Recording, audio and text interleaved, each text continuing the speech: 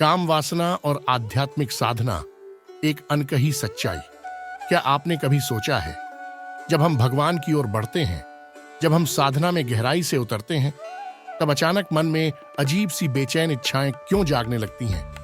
अगर आपके साथ भी ऐसा हुआ है तो जान लीजिए, आप अकेले नहीं हैं। यह एक बहुत गहरी और पुरानी सच्चाई है जिसे अक्सर लोग नजरअंदाज कर देते हैं। लेकिन जो सच्चे साधक हैं वे जानते हैं यह एक अंदरूनी युद्ध है जिसे हर आध्यात्मिक पथिक को लड़ना पड़ता है।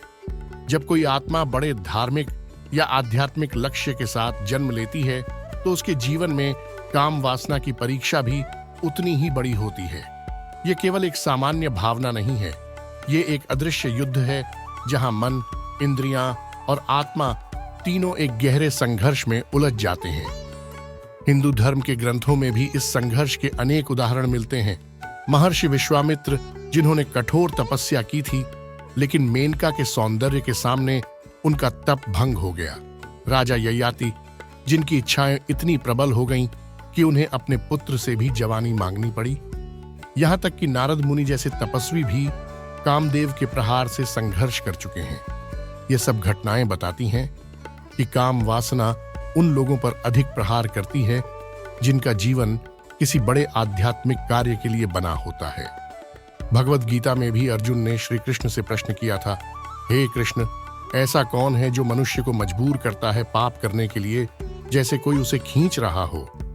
तब श्री कृष्ण ने उत्तर दिया, यह कामना है जो रजोगुण से उत्पन्न होती है और वही सबसे बड़ा शत्रु है।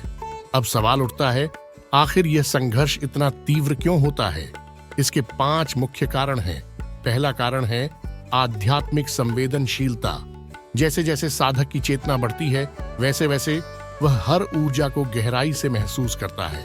इसीलिए वासना भी उसे गहराई से प्रभावित कर सकती है। दूसरा कारण है अकेलापन। जब साधक समाज से अलग होकर साधना करता है तो उसके भीतर छुपी इच्छाएं बाहर आने लगती हैं। यह एकांत में जन्म लेने वाला संघर्ष है। तीसरा कारण है बड़ा लक्ष्य, बड़ी परीक्षा।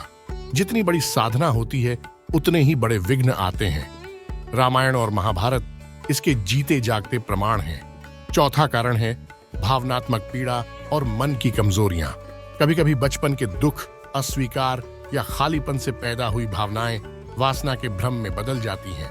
पांचवां कारण है मानव शरीर की सीमाएं। चाहे आत्मा कितनी भी जागृत हो, अगर प्रतिदिन मन और शरीर का अनुशासन नहीं किया जाए तो इंद्रियां भटक सकती हैं।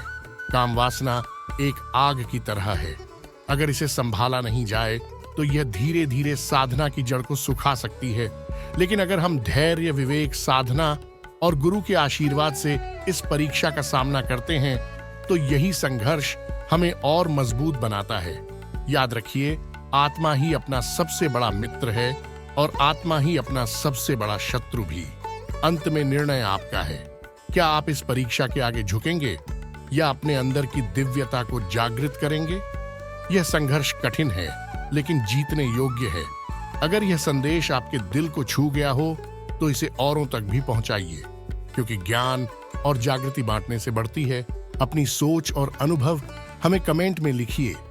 आपकी एक टिप्पणी किसी और के जीवन में रोशनी फैला सकती है। अगर आप भी ऐसी और कहानियों से जुड़ना चाहते हैं तो चैनल को सब्सक्राइब करना न भूलें।